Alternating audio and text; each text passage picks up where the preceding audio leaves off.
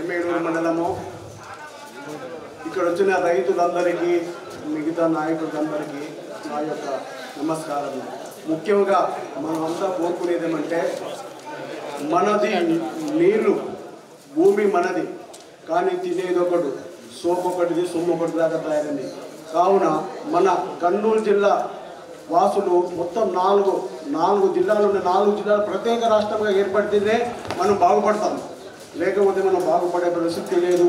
వాళ్ళు అమరావతి అని, పోలవరం అని మొత్తం తీసుకుపోయి ఏ గవర్నమెంట్ వచ్చినా కానీ అక్కడ పోయడం ఉంది. కానీ మన రాయలసీమ వాసులకు చాలా అన్యాయం చేస్తున్నారు.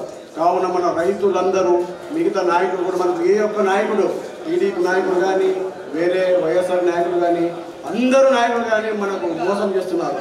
కావున ప్రత్యేక రాష్ట్రంగా ఏర్పడితేనే మనం బాగుపడుతున్నాము. కావున ఈ అవకాశం ఇచ్చిన వారందరికీ నా హృదయక ధన్యవాదాలు.